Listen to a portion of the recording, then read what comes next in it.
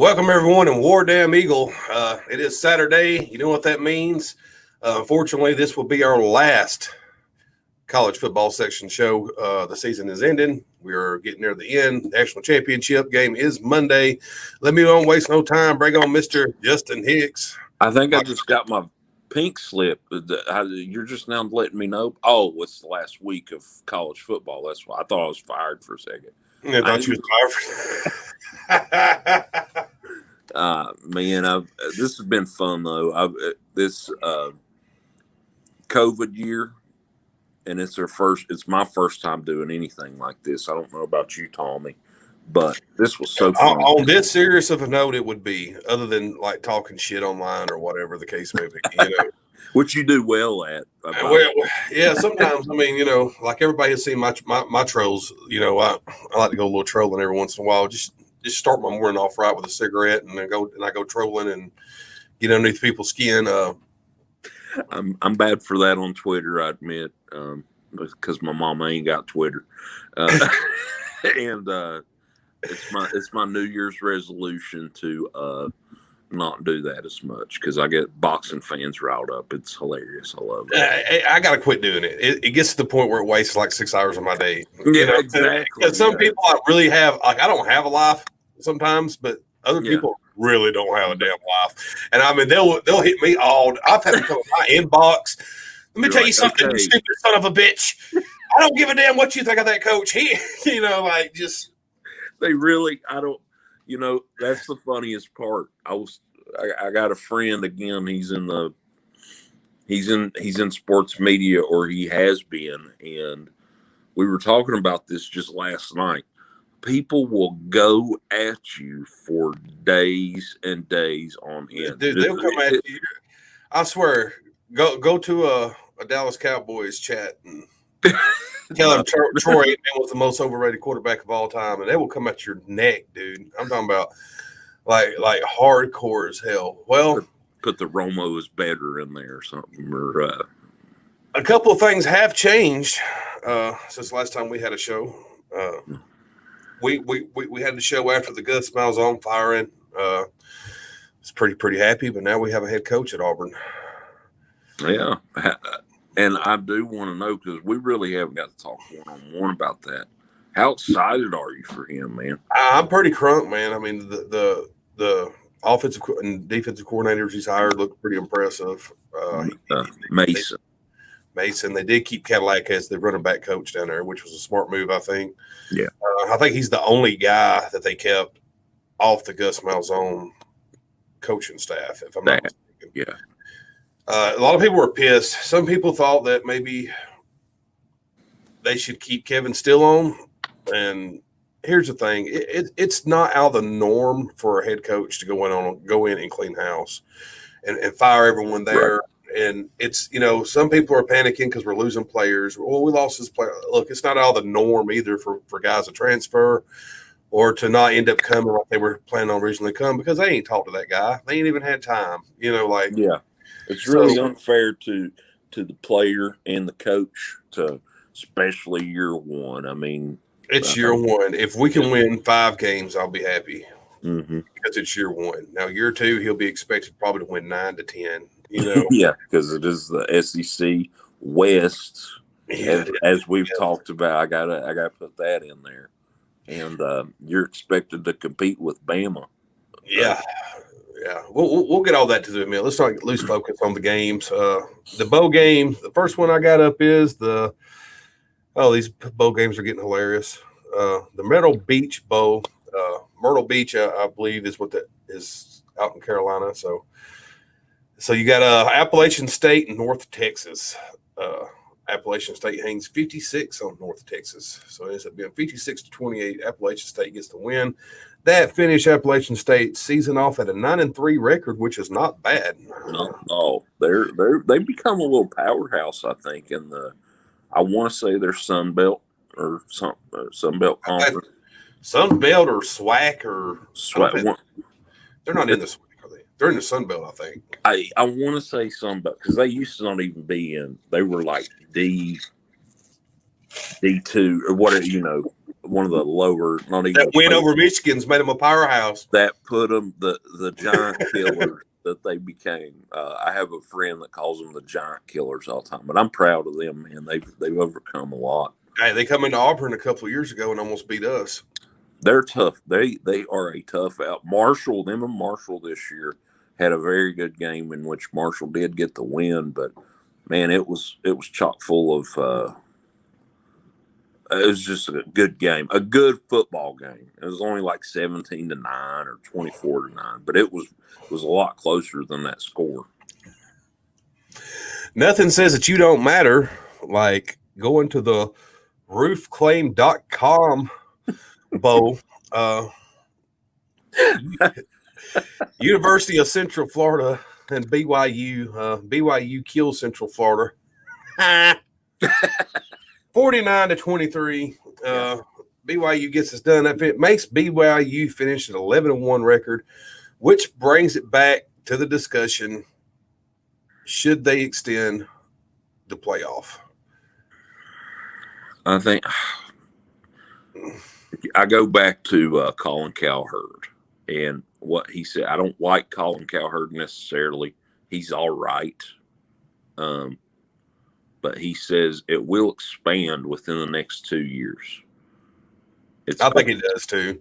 I think it's put them in a weird position where they have no choice but to do it now. There's just too many teams that's being left out. There's too many teams that are starting to bitch. There's too many fan bases that are starting to bitch. And that's not good for ratings because then people aren't going to watch. Right. I mean, there's even people that's, universities have even talked about, like, people don't realize this, but a university is completely independent. It can break off of anything, anytime it feels like. And if a bunch of them got together and said, we don't want to be part of a conference, we don't want to be part of the NCAA, we want to go do this and do what they can do that. I mean, they have the power and ability to do it. They don't have to stay underneath the NCAA guidelines the way they want to do things. So it can get real nasty if they don't fix it. Zach Wilson in this game for BYU was 26 for 34 and had 425 passing yards with 3 touchdowns. That's pretty damn impressive. I think he's talked about as from anywhere between the second pick of the draft this year to 9th to 15th. There's a lot of teams that need them. Yeah, no, you're right, and that quarterback position's always. I love his play, man. I do. He just, when I say he don't care, like he's been that quarterback that I've noticed. I guess what's that quarterback without a conscience? Right. That's what it takes sometimes, Well, I mean, hell, when you're going 11-1, you're not even talked about in the playoff. I mean, I guess you kind of can have that. I don't give a shit confidence, because it ain't gonna matter any damn way. Right. What was I about to say? And his mom is beautiful, by the way. Oh my good Lord. I know I'm sorry. I said that in a very gentlemanly way, but she is gorgeous. So sorry, Tommy D. I'm sorry. It's almost like when they hired Brian at Auburn. That was like the first thing they said was like, look at his wife. He can recruit. Yeah, I remember you said that. You sent me that with this boy can recruit. That's why we got him. Yeah. Oh my God. Next up, you have the famous Idaho Potato Bowl. Nevada and Tulane took place in this. Nevada gets the win 38-27. Nevada finishes the season out at 7-2. They're one of those teams that didn't get to play a full season because of the COVID and all that kind of stuff. Carlos Strong for Nevada, 22 for 28, 271 yards with 5 touchdowns. I believe they actually had a game. No, that was Buffalo. My mistake. The Maction that we talked about some. Yeah, Nevada 7-2. That's really good for them. That's I did watch some of that game. I remember, the field and all that. I think they played on Boise, if I'm not mistaken. Probably so. The Smurf turf. So that's good for Nevada though. 7-2. I'm loving these names. The R&L Carriers New Orleans Bowl. Yes. Georgia Southern and Louisiana Tech. I was about to say if Louisiana Tech wasn't in that bowl game, it ain't right, because that seems to be their bowl game every year. Well, they choked it out in this one. Georgia Southern beats them 38-3. That put Louisiana Tech with a 5-5 record for the year. Georgia Southern finishes the season with an 8-5 record, which is not bad for them. Georgia Southern played a lot of big teams this year. I remember seeing them against like Georgia and other teams like of that type of caliber. Yeah, they're one of the teams that. What'd you say the record was? Georgia Southern's. Yeah, 8-5. That's a full record. That's a full schedule. Yep. And that, the 5-5 record of Louisiana Tech, obviously that ain't what they was looking for. So COVID definitely affected a lot of these teams that we're going to get into. Let's go on down to Montgomery, Alabama for the Montgomery Bowl. Memphis and Florida Atlantic. Florida Atlantic drops this one to Memphis 10-25. Memphis gets it done. That finishes their season at 8-3. Florida Atlantic finishes at 5-4. Of course, they don't have Mr. Lane Kiffin down there no more. Yeah, I don't know who took over that program, because Lane. That's weird when Lane is the tall. Which I don't know. He kind of is at Ole Miss too, so it ain't weird. But what's up, Mr. Stump? What's up, Stump Davis, my friend? Hello. How are you? He's well known in the promo world, by the way. Well known in the promo world. I've seen a few things he's been doing. I think he's got like a little mix going on with Mike Murder over there right now in WGP. It's gonna be pretty interesting. Stump, we're praying for you, because that name sounds scary. And I've heard about Mike Murder. I'm sticking in my lane though. I'm staying the hell away from you guys, because. Next up, you have, yes, catch the show tonight. Yes, WGP does have a show tonight. Come watch Stump. Come watch Stump over. Come watch me murder Mr. Gene Emerson. We have the Canadian Crippler, the Nova Scotia Nightmare. We could finish the show just talking about his. We don't have enough time to talk about all his names. I love Gene. Is there any possibility of an upset tonight? Could be. He's beat me before, but it wasn't in this world. It was in another. So not in this life. Next up, you got the New Mexico Bowl. And no, Mexico was not in this one. You had Hawaii and Houston in this one. Hawaii wins 28-14 over Houston. Hawaii finished the season with a 5-4 record. This was actually a good. This was one of those. I did want to say this was like one of those terrible betting games, because I talk a little bit about betting. You're in the Show Me State, as we talked about a little bit ago. Lots of betting that goes on around here, buddy. I'll tell you that. There's so many damn casinos and shit. And it sounds like home. I'm from Alabama. They don't allow gambling, so right? I got up here and I was like, damn, how many damn casinos y'all got, man? And then you walk in, there 10,000 scratch-off ticket places all over the place. Shit, But this was like I guess you would say a trap game, and you hear the people talking, because I would think Houston going in there, Houston with the resume they've had, they should have beat Hawaii. They should, and that Dana Holgerson, I hate to, and I'm not knocking Dana. I actually liked Dana when he was there, and I hope in West Virginia and Morgantown, and I hope he has success after. And I hope Mike Murder's watching, by the way. Just know stuff. I'm gonna screenshot this. That way I can say, well, that didn't age very well. Anything can happen though in WGP. Anyone can lose on any given day in the promo world. It's that simple. I have beat Chris Champion before, so anyone can lose on any given day. That was easy though, right? Like, I've been carrying his dead ass for years. Next up, you have, where were we? Here we are. I think that says the Carmelian Bowl. Oh yeah, Marshall and Buffalo. Yeah. Oh yes, I shouldn't. Yes. Buffalo wins this one We 17-10 lost. Yes. over Marshall. Marshall finishes the season with a 7-3 record. Buffalo finishes the season with a 6-1 record. And we actually lost Doc Holliday in that game. And when I say that, no, he's not the gunslinger. I love him. It wasn't your Huckleberry today, was he? He wasn't the, but he is gone after he was named Conference USA Coach of the Year. And I know we'll get into the hirings and firings in a little bit, but I don't think this necessarily cost him his job. But starting off 6-0 and then ending 7-3. Man, it's strange. Marshall's like, you know what? We're getting rid of you. That's crazy, I think. But there's just a lot of guys that lost their job this year that a lot of people didn't think was going to lose their job. Absolutely, man. I mean, I know we're going to get into that in a little bit, but this was the one that hit because we're not, especially seeing Marshall fire a football coach or bat. It's unheard of. Because there's no scandal or anything there. Usually, it's just he's gone. It's like y'all asked the coach to leave.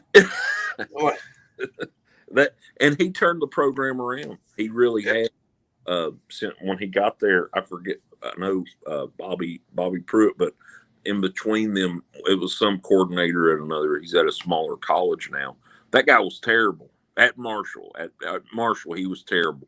And Doc taking the job, he turned things around, and now all of a sudden, boom. But very slow-paced offense, and just rough to watch, man. We're going to take a commercial break. When we come back, we're going to talk about the FBC Mortgage Cure Bowl, which took place between Liberty and Coastal Carolina, which was the bowl that I thought that mattered more than a lot of other ones that they hyped and pushed. We'll be right back.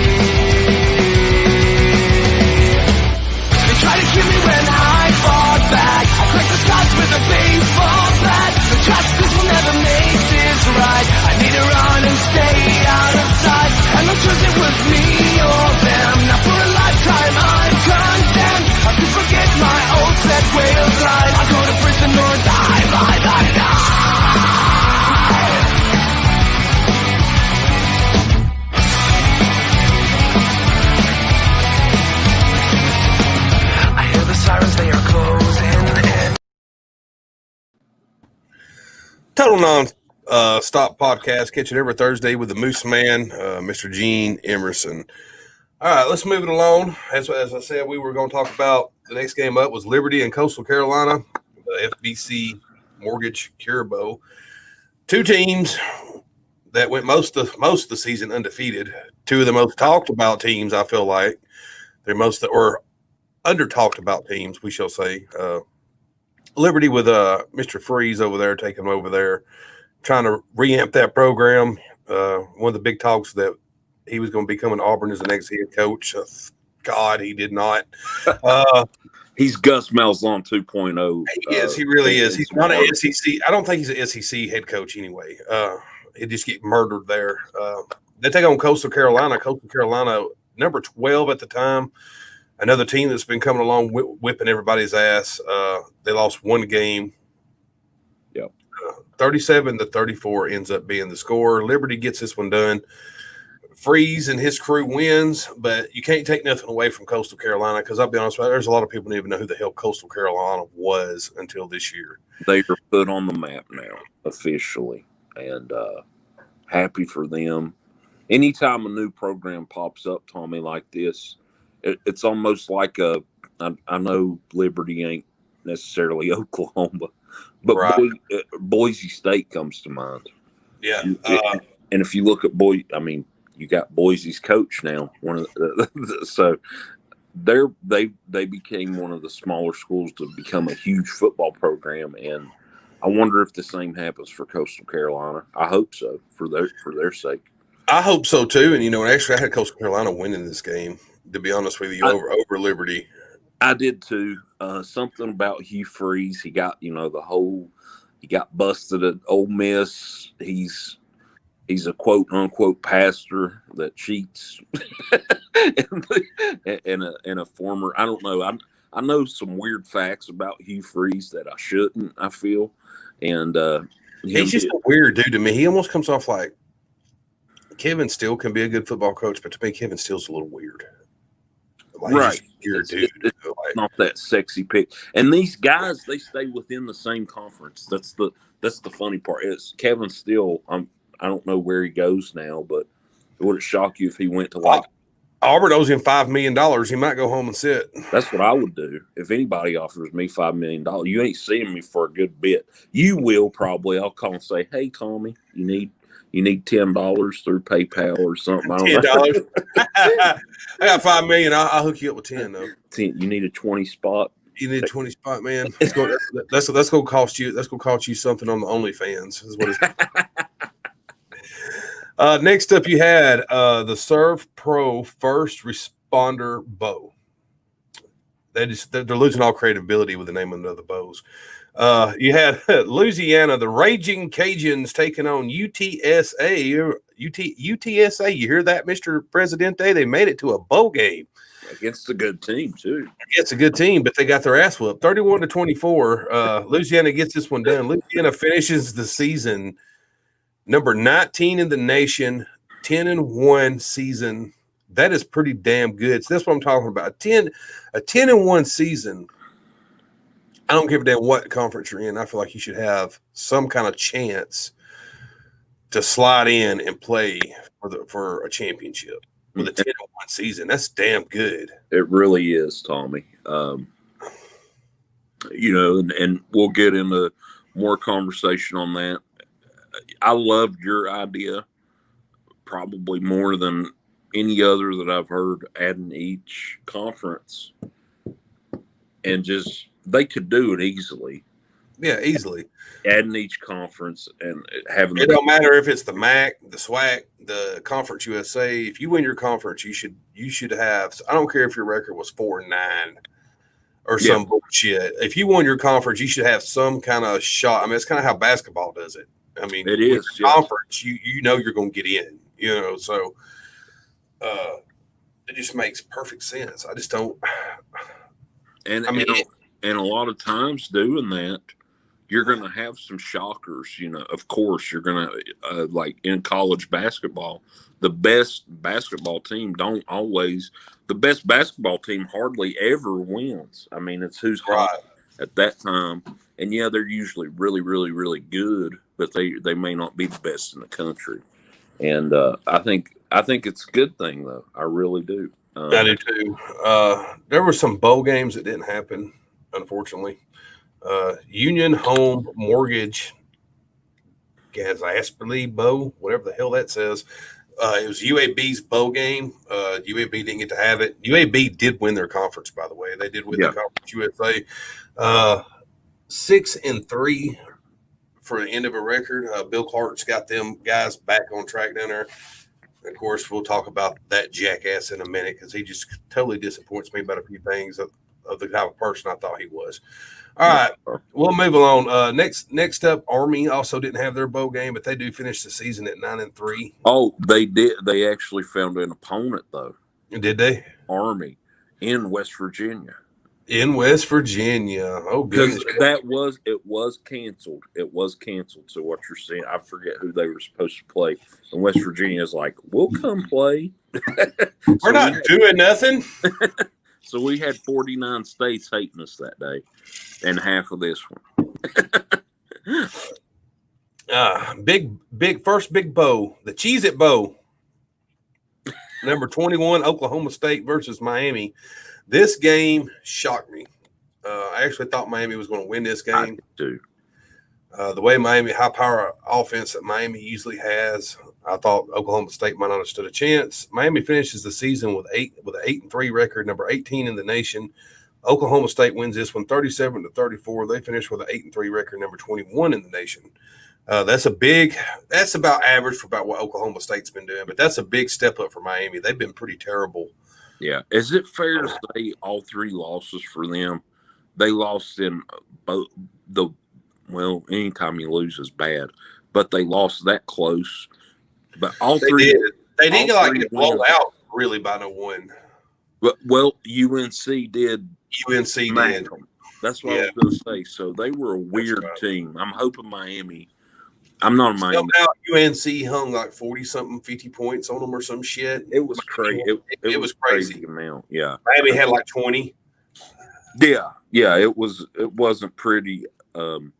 But I forgot. I think Clemson was the other team. I can't remember, or Notre Dame maybe. It was one of the playoff teams. But yeah, Miami, man. I don't know. Yeah, I guess you can't hang your head too low though, because you made a bowl game against a pretty good Oklahoma State team and hung with them. So kudos. Apparently they didn't do real great in this game because the Miami's quarterback didn't, because Spencer Sanders for Oklahoma State is the passing leader, and he was 27 for 40 and 305 yards. So apparently they didn't do a whole lot. I do remember now, King, the quarterback, De'Aaron King, the Houston transfer, I believe he tore his ACL, if I'm not sure, early on, first, second quarter, something like that. So that, that could be why they won, because Derek, people loved him. He's exciting to watch. He was a Heisman front runner early on. Like early on, he was. Yeah, preseason talks. Before Alabama players went into God mode. Yeah. When they thought the SEC might not play. Right. Next up, you have the Alamo Bowl, which was between Texas and Colorado. Texas hangs 55 on Colorado, 55-23. Texas wins. They finish the season number 20 in the nation, 7-3 record, and they still fire their head coach. That's what man, what do you think about that? He had 4 years, Tommy.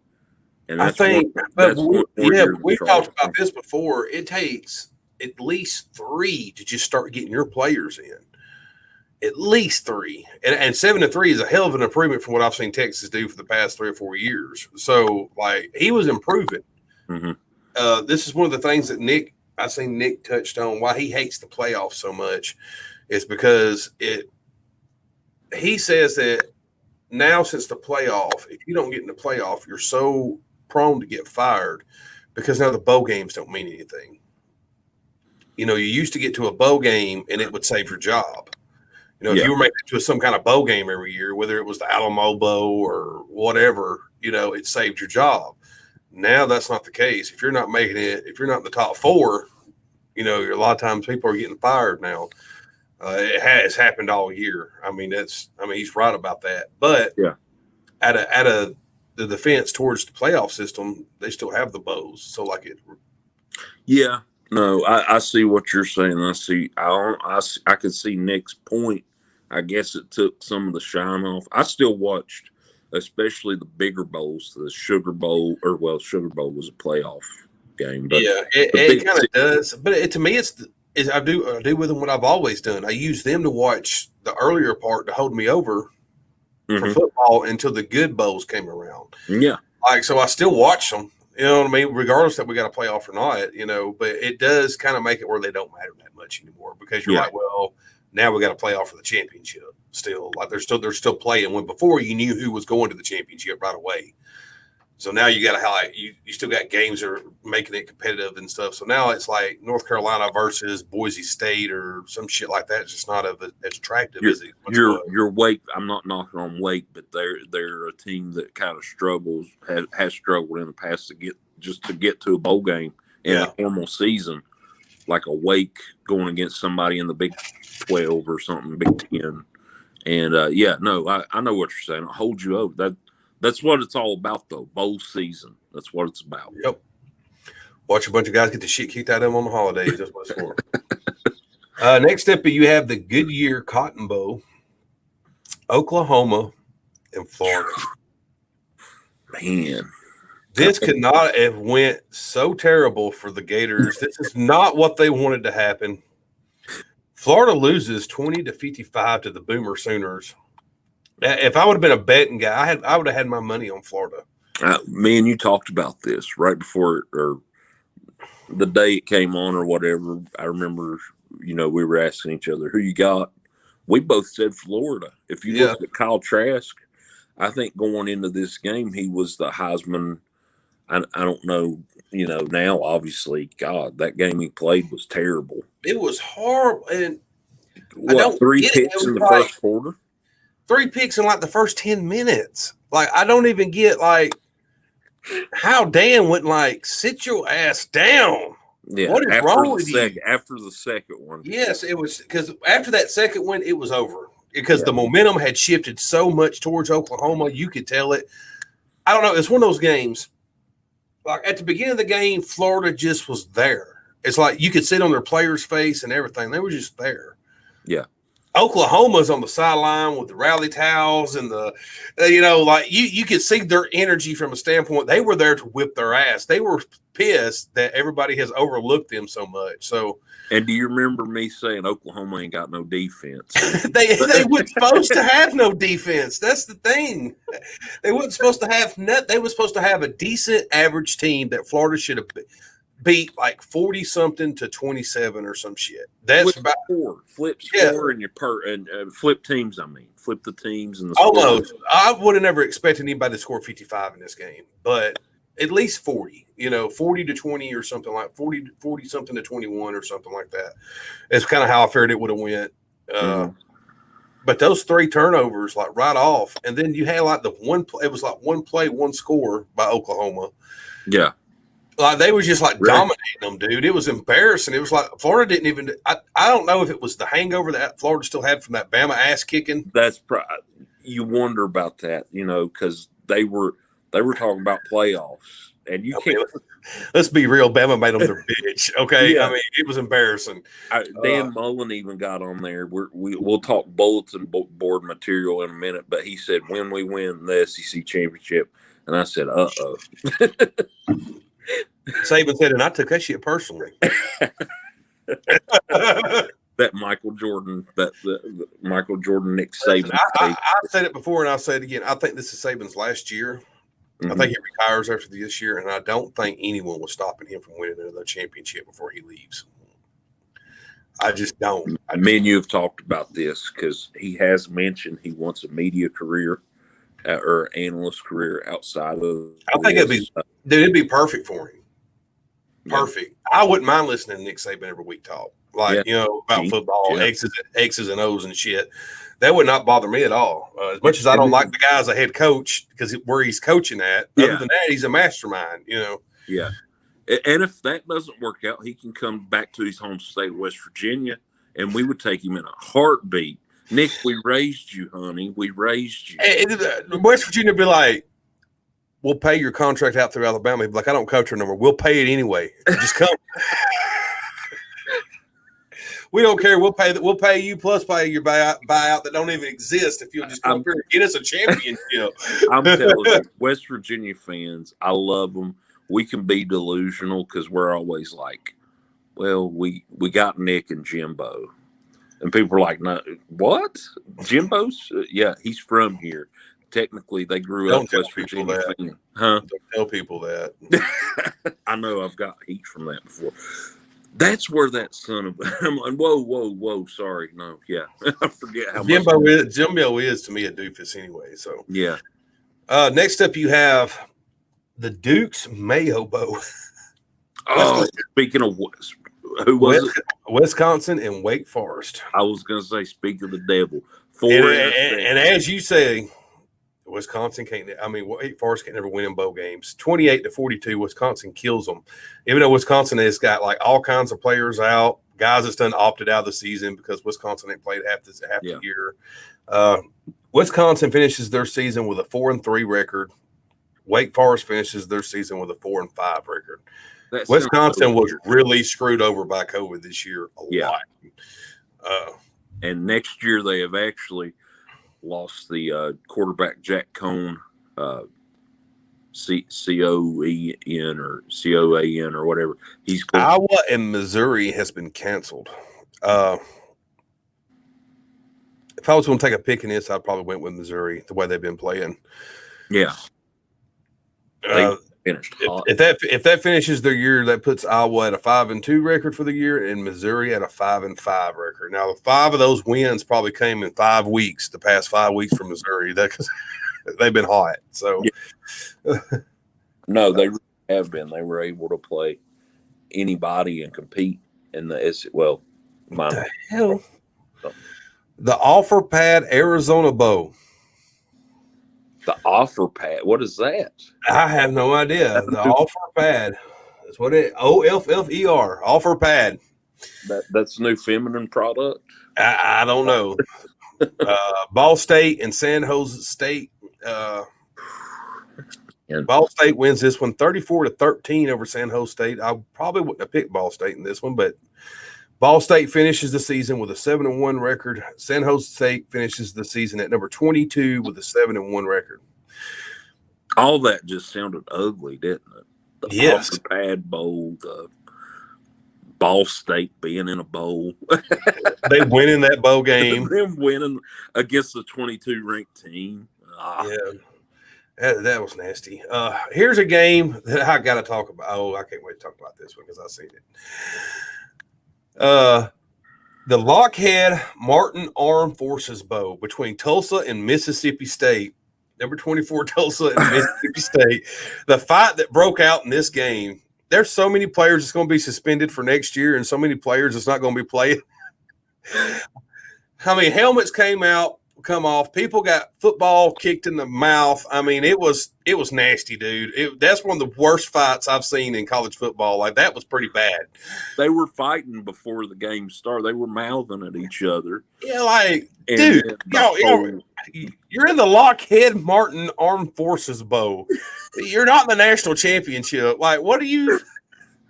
That's why they did it, though. They're like, this game, if we don't win the game, we're going to win we don't win the battle, we're going to win the war or whatever. I was not aware. Is Tulsa and Mississippi State like some kind of big-ass rival? They are now. They are now. I mean, if they wasn't before, they definitely are now. The funniest part, because me and you've talked Mike Leach all year, the funniest part, they're still on the field.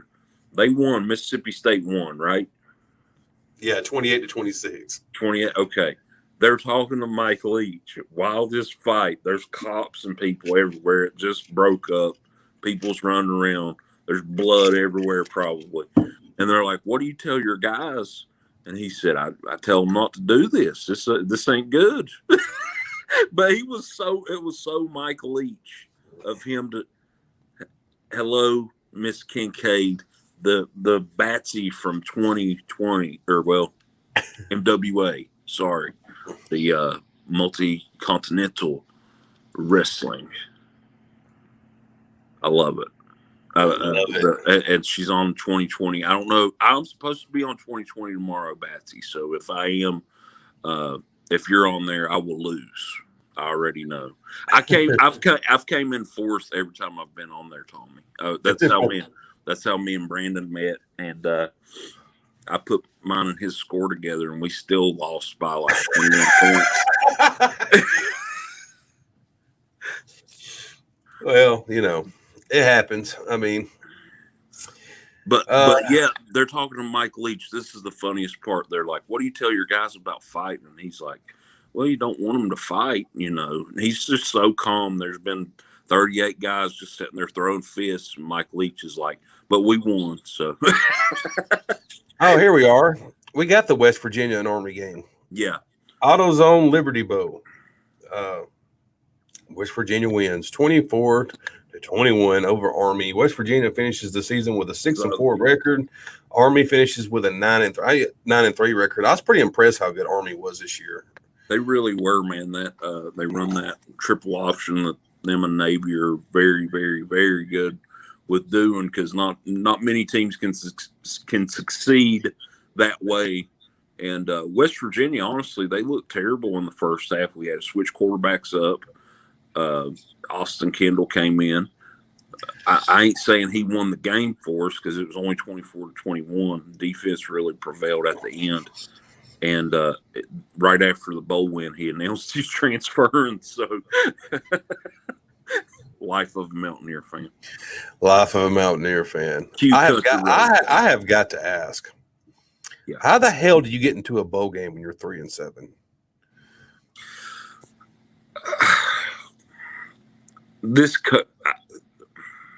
I don't know. Because Arkansas did. Arkansas and TCU, the American, and that's the M. Yeah, it was canceled. Okay. Texas Bowl. It was canceled, but just the fact that I'm looking at the record and they had a 3-7 record and they still got into a bowl game against a team that's 6-4, it just makes me shake my head. 6-4 don't even sound right, does it? Because I think you have to win at least 6. I mean, you could have put someone else in there. I mean, 3-7 shouldn't have got it done at all, which I know it didn't even take place, but still. Okay, they got these games out of order how I want to talk about them, so let me scroll down. Okay. I want to save the big good ones for last. They had them ahead of everybody else. North Carolina State and Kentucky in the Tax Slayer Gator Bowl. Kentucky wins 23-21. Kentucky had a decent season. Bob Stoops is a guy that kept coming up also for Auburn to try to grab. I didn't see us grabbing him, and I don't think he's going nowhere right now. He just hired on gave some offensive coordinator, I think, an extension or something like that. So he's not going nowhere right away. So and they're family Mark. Are you surprised that he hasn't went somewhere else by now than Kentucky? Because he's been there for a good minute. I am shocked. I mean, it's not like he had the offers either. I mean, people has reached out to him and he's not left, so he must like what's going on. I think it's one of those things. Maybe he feels like he's put in so much work at Kentucky that he don't want to leave it. At least get him an SEC championship is probably how he's thinking. But that ain't going to happen. Not at Kentucky. No, I mean I feel like a few years ago they actually played Florida and they hadn't been, and I was like, this year they're going to beat Florida, and they dropped the ball. Literally, I think they dropped a ball and lost. I mean, he just don't have the talent. I mean, he's got the coaching experience and the mind. He just don't have the damn talent, man. It's just not talent. Don't go to Kentucky like that for football. I mean, it's 2 and 3 star players that's going up there, or transfers or some shit. So next up, you got the Outback Bowl. Ole Miss, Indiana, Lane Kiffin signs a big extension with Ole Miss. You're welcome from Auburn, by the way, Lane. Yeah, we know that's why they threw all them dollars at you. He's still leaving next year, probably. We know how Lane works. He's weird like that. Indiana, the big impressive team this year. They're number 11. They'll finish the season at number 11, but they do lose to Ole Miss, 26-20, which was a shocker. I would have probably took Indiana in this, considering how little time Lane has had with that team and how bad they've looked this year at times. And I actually thought Indiana was going to beat them, but they dropped the ball. I mean, that's what happened. They just flat out dropped the ball. Lane, if he somehow stays at Ole Miss for about 4 to 5 years, that's a team we're going to have to worry about. I can damn guarantee you that, because I wanted Lane when they brought his name up. I was like, hell yeah, bring him on. Yeah. I don't care if he ain't here, but just for 3 years. Those 3 years he's here, we'll have 900 and something yard passing a game and top recruits. Somehow these recruits still love the guy, and he's bounced from job to job to job to job now. I agree with you on that. Year one for him, success, I would say, at Ole Miss. Obviously, putting a ribbon around it. PlayStation Fiesta Bowl. Iowa State, Oregon. Iowa State wins this one 34-17 over Oregon. And he just got all that fancy dollar money. Again, tell you're welcome. Say you're welcome. Yeah, from Auburn. You're welcome. The first quarter of that game was very competitive. It really was. And after that, I fell asleep. And I wake up and Iowa State's celebrating and hooting and hollering. I was happy for them. I think, you know how we were talking about that offer pad bowl earlier? I think the players, I don't know if it was all players, it was probably the winners. They got a PlayStation 5. I wonder what those offer pad players got. Coupons for Tampax. That's what they got. It was an offer on some pads, so make some girlfriends and mamas happy out there. I don't know. Next up, Capital One Orange Bowl, Texas A&M and North Carolina. Texas A&M wins this one 41-27 over the Tar Heels. A&M finishes the season 9-1. Carolina finishes the season 8-4. Yeah. Carolina finished the season at number 13 in the nation. It's pretty damn impressive for their football team, considering how bad they usually are. A&M's one of those people that swear that they belonged in the playoff. Yeah. I don't think they did. That's just my personal opinion. I don't think they did. Then they beat their chest after beating North Carolina and said, see, we belong there. But it was North Carolina. Well, they don't have no defense. They don't play.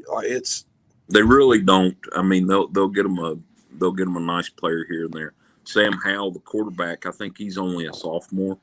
But I did want to say this. This sounds a little crazy. We're only 7 years. I know 7 years can be a long time, but not really in the coaching. I don't know. It depends. It depends on where you're looking at. Mac hasn't been there 7 years, but he's been gone from Texas for 7 years. This is only like his fourth season, maybe, if that, fourth season. Mm-hmm. He's already got them in an Orange Bowl. I think that shows how bad Texas really, for one, screwed up because the man's still coaching. They may have missed out on some prime years of him. Yep.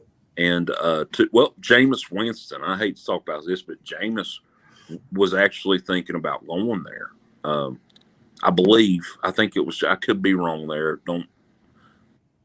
It was a big time quarterback recruit.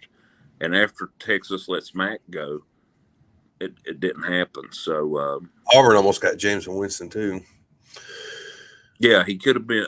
I might be wrong on him to Texas, but he might have been the recruit actually, or that recruiting class that they let Mac go because they were like, he ain't getting it done.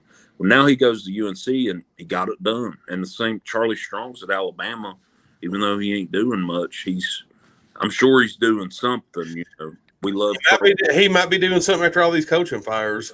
Yeah, he really might, and I hope he does, and I hope he succeeds. I mean, if Butch Jones can get another damn job, I'm just saying. Good Lord. The worst coach in I wouldn't let that jackass coach a community college. You know what I mean? The water polo team for the armless. I wouldn't let him do that. Oh, God. Let's get this shitty game out of the way. Citrus Bowl, Auburn and Northwestern. Auburn looked terrible in this game. Bo looked terrible in this game. Bo was 25 for 42, 292 yards, and 1 touchdown. Of course, now Auburn had Tank in this game, but he was not 100%. Right. A couple other players decided to opt out before this game started. Kevin Steele, supposedly the interim head coach, but then I found out that Kevin Steele just ran the defense. He let Chad Morris and all them continue to do what they have already been doing all year. And Chad Morris is not his name has just taken a beating, I think. He's not a great coach, period. I hate to say that because I liked him when he very first started. He looks just like Gus Malzahn's offense. It's almost just the same. It's screen passes and reverses and shit like that. I mean, and they do them at the worst possible time. That's like the thing about it is like they'll be 2nd and 45 and we'll go for a damn screen pass. What the hell are you doing? You got to get down the field to score. You're already down by 14 points and you're doing screen passes. He was the guy that was supposed to kind of, I think, SMU ever since the death penalty, they've been looking for that guy. And I remember him at SMU.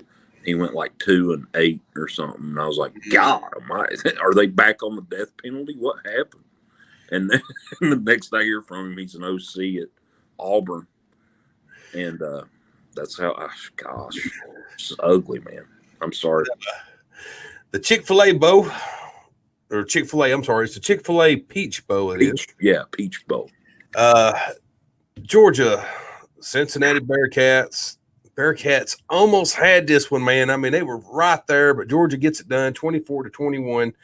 Georgia wins. They finish the season 9th in the nation with an 8-2 record. Cincinnati finishes 8th in the nation with a 9-1 record. So, I was disappointed in this. I'm an SC fan, but I was pulling for the Bearcats so damn hard. Yeah, I think the nation was, unless you're Georgia or that was a tough one. They led, I think, the whole game until the last little bit, basically till that kick. They did play conservatively in the second half, and you would think, being the team that people are looking at, like coming in, being the David, I guess, against David and Goliath, they should be doing more on offense. But they played too conservative, man. People busted on them for that, all over Twitter, Facebook, all over the sports world. But you can't knock the season they had, and they almost beat Georgia. I still think, this sounds crazy, put them in at number 4 over Notre Dame. I still say that. I don't care, because I know we'll get into that in a minute, but it would at least be a little bit more exciting, maybe. Yeah, that's true. Next game up, All-State Sugar Bowl. Now, this was a shocker. Ohio State and Clemson. Biggest shock so far, I believe. Ohio State whipped that ass, 49-28. Trevor Lawrence didn't do a whole lot in this game. He was 33 for 48, 400 yards, and 2 touchdowns, and they still lost. Justin Fields, man, he was on it. Even with a hurt rib. That bad shot in the back that was clearly targeted. They caught. Now, a lot of I was watching with. I wasn't watching with. I was texting with some NFL fans that don't even watch college ball. They're specifically, NFL's their sport if they're going to watch football, and they're like, "That wasn't targeting, was it?" And I was like, Yeah, it was targeting. And they're like, "Wow, really?" And then they started watching, and they was like, "Okay, that's." And they're like, "Well, what's so special about Clemson? We've been hearing about Trevor Lawrence." And I'm like, I don't know. I don't know what to tell you. Not in this game, he wouldn't. He kind of is kind of like Trask. He kind of let the Heisman slip out of his fingertips. He really did. That was his moment, I guess, if you want to say. Someone who didn't let stuff slip through his fingertips. Alabama, 31-14 over Notre Dame in the Rose Bowl. Notre Dame talked all that shit, and you still got smacked around. Deservedly so. We're bigger up front this go around. We're faster up front this go around. We're in the trenches. We can compete with Alabama in the trenches. And Najee Harris said, "No, you can't." 15 carries, 125 yards. That beautiful leap by Najee Harris. Mac Jones was 25 for 30, 297 yards with 4 touchdowns. Devontae also. Yeah, let's not forget about Devontae. 7 receptions, 130 yards for 3 touchdowns, and your Heisman winner for 2020. Well-deservable so. I know that hurts for you to say that, doesn't it? It does. It really does. But I give credit where it's due. I'm just unbiased like that when it comes to that. I still hate the team, but I don't hate the players on the team. Right. It's just one of those things. Someone asked me one time, like, my brother was playing football. What would you do if he got offered a scholarship to Alabama? What do you mean, what would I do? I'd be at every fucking game. You know what I mean? Like, you're getting to play at the University of Alabama. Don't get me wrong. I know what they are and what they are, but I still don't like them. But if my brother or one of my family members got a damn scholarship, you'd be stupid not to fucking go there. Like, it's totally stupid. That's like an automatic ring. Yeah, I mean, it's not 4. Yeah, I mean, it's stupid. I mean, why would you turn down any kind of big college like that? That would just be dumb. I don't like Notre Dame, but if you got offered to Notre Dame, I'd be like, go Irish. Yeah, exactly. I mean, shit. He graduates or whatever happens anyway. He graduates and it's like the hell with South Bend. Ohio State's moving on. Alabama's moving on. The class Monday, man. It just seems like here lately it's always going to be Ohio State, Alabama, or Clemson that's going to be your national champions. No, I never gave Notre Dame a chance in this. I knew Notre Dame wasn't going to make it through the bracket. Yeah, I think everybody did. I think everybody knew that one. I do have a question for you because I didn't get to ask, and it pertains to Dabo. Dabo Sweeney putting Ohio State 11th, giving them the bulletin board material. Boy, they came out and showed they was 11th, didn't they? I had Clemson winning. I mean, I had Clemson winning. I never would have put them at 11th. Like, that was just a slap in the face. Like, what they got on their team. You know what kind of players they recruit. They're nowhere near 11th. But did they belong to be there? No. I think that was his point. They didn't play the games that, like. Yeah, they didn't play the games, but still, even what they have? A 7-0. 7-0 now. Yeah, 7-0 to me from an Ohio State team is going to be better than a 12-0 team from Cincinnati. I mean, he had to have some kind of like all he did was give their asses motivation to kill them, and that's what they did. They did not take their foot off the gas the entire time. They tried to murder them and hang as many points, which they showed also at the beginning of it. That game from the past where Clemson come back and beat them. Mm-hmm. They showed at the beginning of that game. They used that as motivation. It was like hanging up in their locker room. Like the score of that game. They've been working out all year looking at the score of that game, all year thinking we was this close. Yeah, beat us. They're gonna make sure that they ain't gonna be this time. It's gonna be Alabama that's gonna beat y'all this time. I mean, I'm just being real, but I don't see Ohio State beating Alabama. I don't either. Some people do.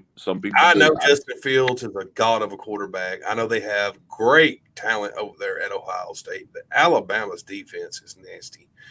Yeah. Their defense is nasty. Their offense is nasty. All the receivers are hard to cover. Their quarterback threw for 25 for 30.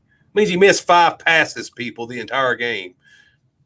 5. And five touchdowns. 5 touchdowns, I think you said, too, or was it? Yeah, it was 4. It was 297 yards with 4 touchdowns. And 3 of those went to one man. I mean, that just shows, for one, that shows how great Devontae is, but that shows the great judgment that Mac Jones has that I'm really. Also got Waddle, too.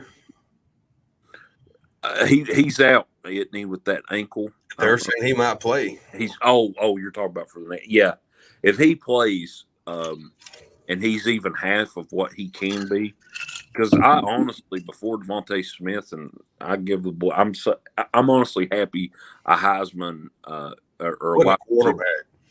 Yeah, I'm happy that a wide receiver finally. This is a crazy year. We'll all agree for college sports in general, the world, but.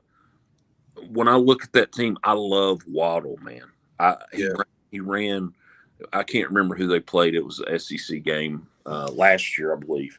He took a kick return and then a punt return to the house, and then like a 70-some yard touchdown on a pass, just a simple little 5-6 yard out pass to the end zone. Or sorry, he came in, I believe. I don't even think it was a slant. It was just boom, boom, open touchdown.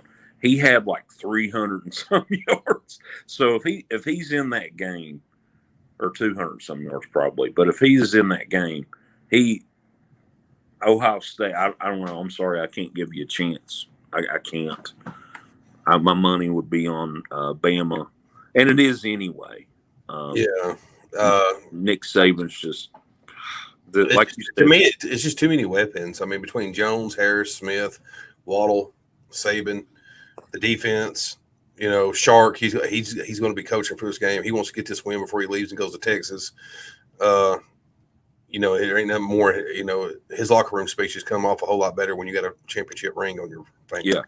Yeah, and recruiting's a lot easier. Yeah. That's something he don't have on his finger, resume, nothing like that. And he's been a head coach at Washington and USC now. Now, as we talked about, Texas has fired their coach. Sharp will be the new head coach over at Texas. First reports were he was offered the job and he turned it down. Mm-hmm. The next reports were he accepted the job, but it was because Nick Saban was in his ear and told him that he needed to take it. To me, that's a clear-cut sign that Saban's gone. If those reports are true, now, of course, a lot of this comes from dirt sheets and some of it's someone taking a shit and overheard something or something, But if that's the truth, Nick Saban's gone. He would not have told his great coordinator to go to Texas, The guy, he saved the guy's job. He saved the guy. He resurrected his career. So I think he wouldn't say to go to Texas if he didn't know that he was going to be gone. Because I think that's just kind of how the conversation went. He was like, well, I heard you was getting offered the Texas job. And he was probably like, no, I want to stay. And he was probably like, look, I'm gone and Dabo's the next coach here. You're not getting this job. You would be smart to take the Texas money and go and start being a head coach out there because I'm not going to be here next year. I just think that's just how that conversation kind of went, Even, Tom, this is a question because you just brought up a great point.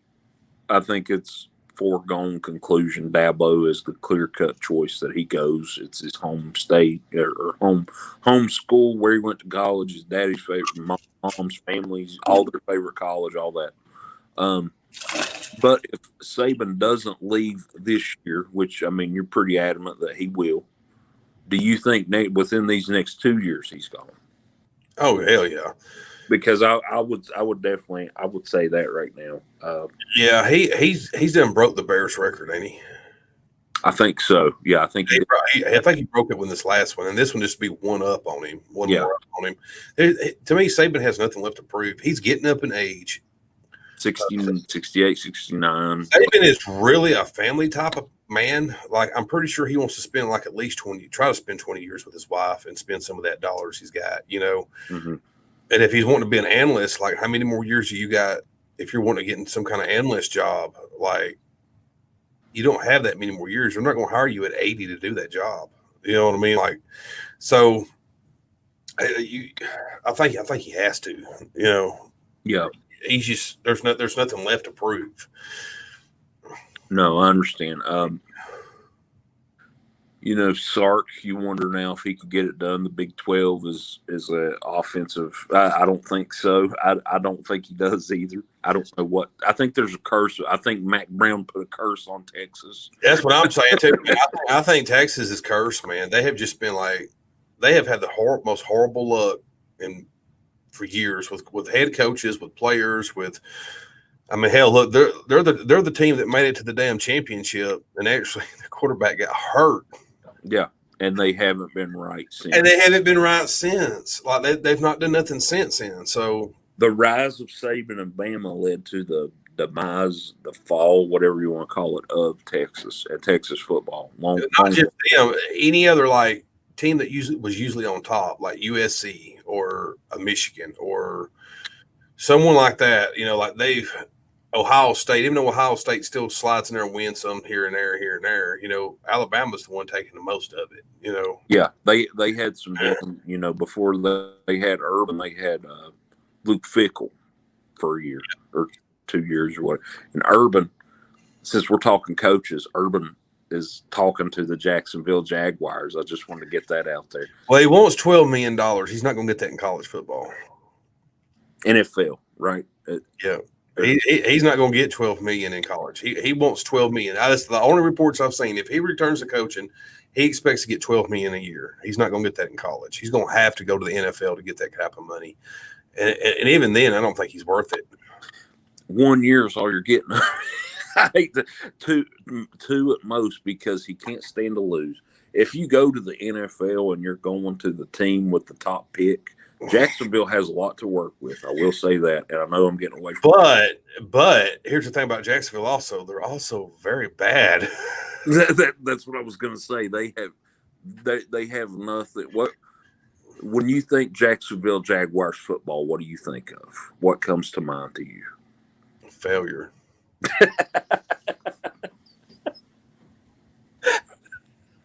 That's a great point. I didn't. I mean, I was trying.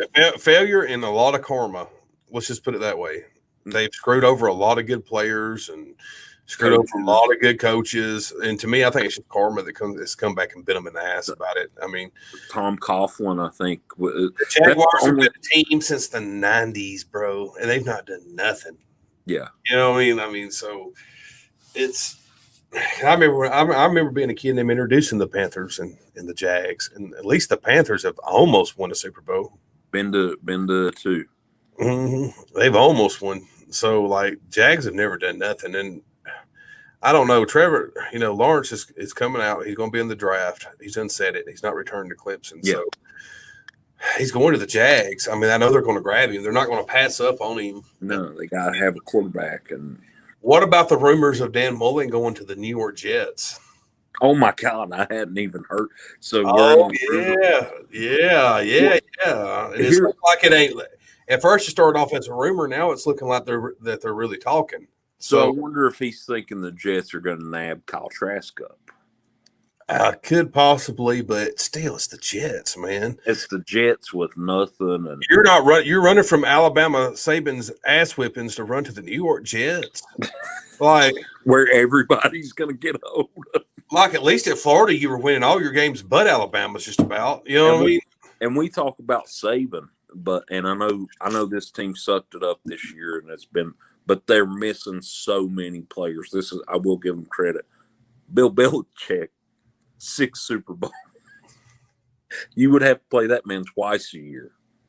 Okay. He didn't make it to the Super Bowl. He didn't even make it to the playoffs this year. Yeah, they didn't. But I think a lot of that, yes, is Tom Brady and the familiarity. They weren't ready at the quarterback spot, but they had so many guys on defense and special teams, too, that just said no when COVID. Mm-hmm. So I'll cut them a little bit of slack. I love Cam, but you probably love – I mean, do you love Cam also, being an Auburn? I love Cam, but Cam has got really weird as a person. Yeah. Not only that, he's at the Patriots with Bill Belichick, and I can't stand Bill Belichick. I hate the Patriots. It's one of those things. I hate Bill Belichick, and I hated Tom Brady. Yeah. And, like, you've got to fix whatever the hell is wrong with you when you had more interceptions than you did touchdown passes this year. You really do. I mean, that's a and it really makes me question, is he really a starting quarterback still? It really does. It makes me wonder if he's I don't think he is anymore. I think maybe he got the best. He left his best years in Carolina, man, I think. Like, it's one of those things. And they were good. Sometimes being drafted to a team like a Carolina puts too much pressure on a young quarterback like Cam Newton was at the time. And even though some people can season to it, some people can't. And I think it just destroys their football career. Yeah. Like, literally, it just rips their football career apart if you get drafted to the wrong team, So I don't know what Lawrence is thinking. He must be wanting dollars. He did just get engaged. Yeah. So man, Cam, as you said, the best years in Carolina, and he wasn't used to losing. This man had not lost a football game, maybe one football game from like Pop Warner up that he started and played in. I mean, he was the backup for Tim Tebow, so he was not used to losing. Right. He went to junior college, won that championship, comes to you guys, wins the national championship, goes to Carolina. Wins the Heisman also. Won the Heisman, yes. And he comes to Carolina and had to adjust to losing. So that's going to change your psyche right there. And had to adjust to like real competition that was on his level because, and in college, you got 2 or 3 good defensive players that can catch you, and the rest of them ain't going to be able to catch you. Well, in NFL, all them motherfuckers can catch you. Everybody can get you. They're all skill level. There ain't none of them out there that's low level skill. And their backups. And their backups are the best of the best. Yeah. I'm going to throw a name out there that's going to have to go. Well, obviously, Trevor Lawrence is going to have to go through some of that. Almost exactly the same stuff, minus the Heisman. Mm-hmm. I mean, he didn't win the Heisman, and I'm not knocking on him, but he's not used to losing. Even though he did lose, Cam went in there unbeaten, and Trevor's not used to losing. I think they said two college football games he lost in his career, and he never lost in high school, I think, or since his sophomore year or something. You better get used to it. Better get used to it. You're going to have a lot of loss and losing going on at the Jags. And Urban Meyer, you can't really cheat in the NFL. I mean, you can. So, I don't know how, you're expected to pay players in the NFL. Like, Urban, we need you to win this game. I can't. My chest is hurting. My chest is hurting. I'm going to need y'all to buy me out so I can go home. They're like, we don't buy contracts, sir. We don't. You're fired, nulled. I don't know. Tony Khan is running the team, or not Tony, but yeah, I get him and Shad and all those. So they would probably buy. I don't know, man. NFL, it's a whole different animal. I kind of want to see Urban go just to lose, just to see his face after 13 weeks, 1-12. Or 1-11, and see what his face looks like. Yeah. Well, that's going to about wrap it up for us, guys.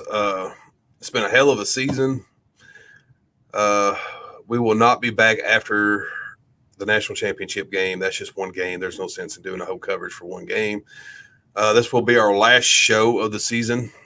Maybe hopefully next year me and Justin Hicks can get back together and bring y'all season 2 of this. I'm going to come up with some kind of replacement show for Saturday. I ain't exactly sure what it is yet. It might be college basketball. It might be something else. The college basketball has not been G-hauling too well the days that we did run it. So there's a good possibility it might just be something else. We might kill the college basketball altogether or wait till the college basketball gets around to the tournament. Eats up, yeah. And we're getting there. It's just, I admit as a fan too, college basketball without the fans there, it's really hard to watch. Yeah, it is. It's really hard to watch too. And there's so many games. It's the beginning of the season, and you got 80 games or 40? No, it ain't 80. It's 40 something for college, ain't it? If you go through your tournament and all that, it's around the 30 some mark or whatever. But still, so many games in a day. Yeah. It's really hard for life and to sit down and follow college because college football happens on Saturday most of the time. College basketball happens on Saturday, Sunday, Monday, Tuesday, Wednesday, Thursday. It's all week. Yeah. And sometimes there'll be 8 games on a day, and I can't keep up with it. So I know at 1 o'clock today, West Virginia kicks off against Texas. Texas has been really good at basketball, and so have we. I mean, we've had our moments, but we're actually losing Oscar Tshiebwe, but he can go. I won't get into that. I have words. Yeah, Auburn's been losing a bunch of games too. They're not looking as hard. We're still. I think the mark is 13. If you can win 13 games, you're in because of COVID. So some teams are probably trying to get to that 13 or 14 win mark, or even 11. Because you would think, we talked about a 3-7 bowl team earlier, so the same thing's going to happen with college, but it's destined to happen. But today I was going to say it's such a different, college itself. There's 1 o'clock game, 3 o'clock game, 5 o'clock game, 7 o'clock game, 9 o'clock game, 11 o'clock game, all the way till pretty much 2 in the morning on multiple channels. So you have on a normal Saturday, you'll have 35, 45 games to watch. Mm-hmm. It's ridiculous. And very hard to keep up. Very hard to keep up. All right, guys. We want to thank y'all for tuning in all season.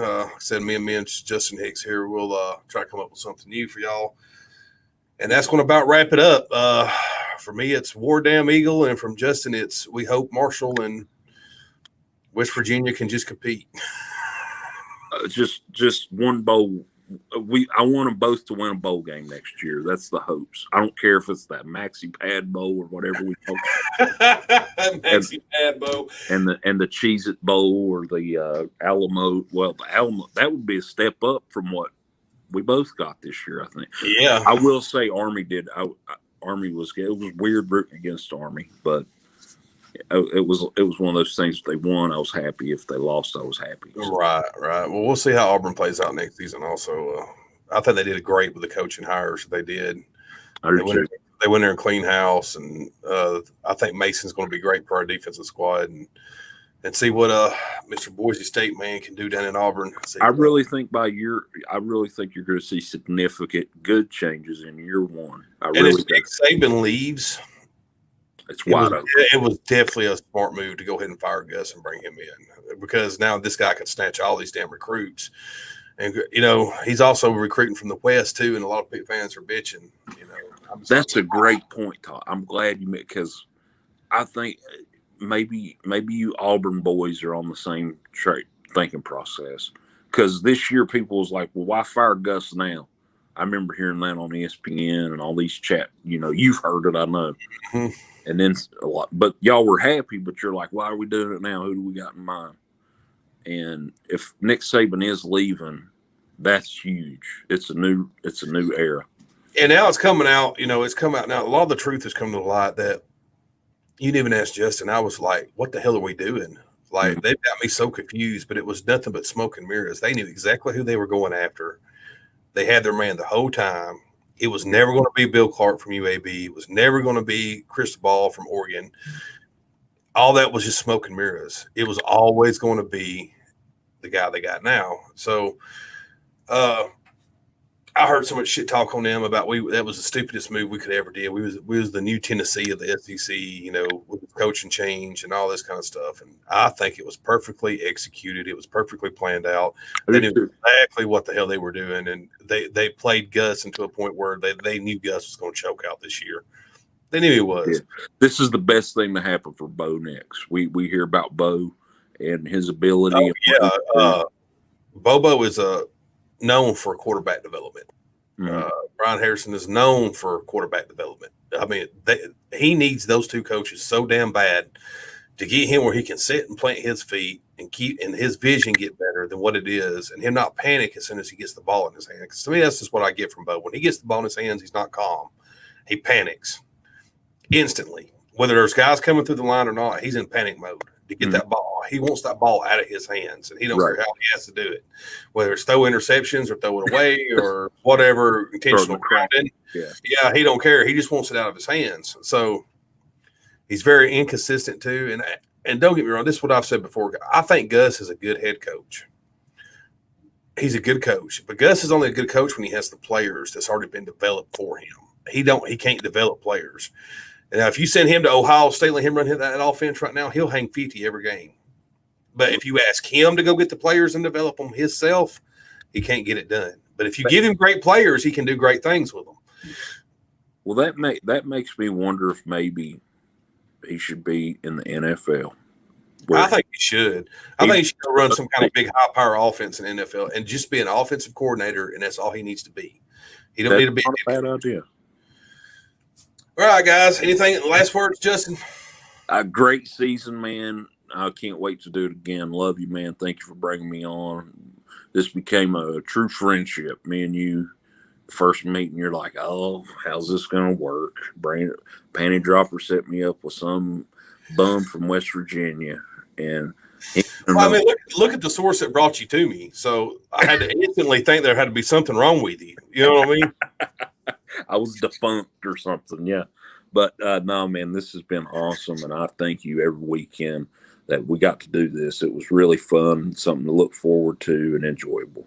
Yeah, like I said, we're going to try to bring y'all season 2, so we'll come up with something. All right, guys, much love.